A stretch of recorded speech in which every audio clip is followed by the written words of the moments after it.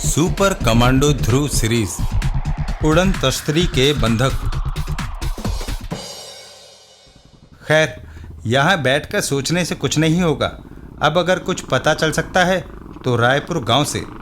ध्रुव ने अपनी मोटरसाइकिल को दुर्घटना स्थल की तरफ मोड़ दिया, लेकिन ध्रुव जब संभावित दुर्घटना स्थल पर पहुंचा तो सहायता दल वाले वापस जाने की तैयारी में थे। यहाँ पर रुकने का मतलब समय की बर्बादी है ध्रुव। प्लेन यहाँ पर कहीं भी नहीं है। तो आखिर प्लेन गया कहाँ? मेरे ख्याल से प्लेन में कुछ खराबी के कारण पायलट ने उसको कहीं और उतार दिया है और जल्दी ही वह हमसे संपर्क स्थापित करेगा। भगवान करे ऐसा ही हो। लेकिन अगर ऐसा नहीं हुआ तो क्या होगा? जहाँ तक मेरा ख्याल है, अगर यहाँ कोई हादसा हुआ है तो उसको रायपुर के किसी न किसी आदमी ने ज़रूर देखा होगा। इसलिए इन लोगों से पूछताछ करनी बहुत ज़रूरी है। काहे साहब, हवाई जहाज़ मिला? नहीं मिला तो नहीं, लेकिन आप लोगों ने कुछ देखा था क्या? देखा तो नहीं साहब, पर एक धड़ाम की आवाज़ ज़रूर हुई थी। गांव में सबकी नींद खुल गई।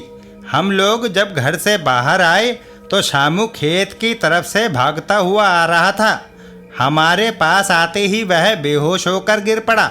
उसका बदन बुरी तरह से तप रहा था और भगवान जाने बेहोशी में क्या क्या बड़बड़ा रहा था। वह है कहाँ पर? अपनी झोपड़ी में बेहोश पड़ा है। चलिए ना, हम आपको उसके पास लिए चलते हैं। और फिर वह है शामू साहब। वैद्य जी इसको अभी अभी काढ़ा पिलाकर गए हैं। बचाओ बचाओ, हाय चमकती थाली गिर पड़ी, हाय हमें जला दिया। चमकती थाली? हाँ साहब, लगातार यही बड़बड़ाया जा रहा है और वहाँ पर थाली तो क्या, चम्मच तक नहीं गिरा है। चमकती थाली? ये ज़रूर उड़न तश्तरी की बात कर रहा है, लेकिन ये तो मामला ही उल्टा हो गया। प्लेन की बजाय उड़न तश्तरी ही गिर पड़ी। लेकिन अगर इसकी बात 1% भी सही है तो वहाँ पर कुछ न कुछ गिरने का निशान ज़रूर होगा। ध्रुव वापस खेतों की तरफ तेजी से भागा। हैं, उड़न तश्तरी जैसी किसी चीज़ के गिरने से तो अच्छा खासा बड़ा गड्ढा बन जाएगा और उसके टकराने से ज़मीन भी काफ़ी गर्म हो जाएगी। जैसे ये जगह, ये गड्ढा अभी अभी हुआ लगता है। यहाँ की ज़मीन भी काफ़ी गर्म है। अवश्य ही कोई भारी वस्तु यहाँ पर आकर ज़मीन से टकराई है। लेकिन टकराने के बाद वह आखिर कहाँ? ओह, तभी ध्रुव का बदन किसी अदृश्य वस्तु से टकराया। ओह, मैं किस चीज़ से टकराया था? यहाँ पर तो कुछ भी नहीं। नहीं, यहाँ पर कुछ तो है। ध्रुव के बड़े हुए हाथ ने किसी चीज़ को छुआ और साथ ही साथ एक हल्की सी कराह भी उसके कानों से आ टकराई। यहाँ पर ज़रूर कोई और है, लेकिन वह नज़र क्यों नहीं आ रहा? मुझे मदद चाहिए, आप मेरी मदद करेंगे? ज़रूर करूँगा, लेकिन पहले आप मेरे सामने तो आइए, वरना मैं आपकी मदद कैसे कर पाऊँगा?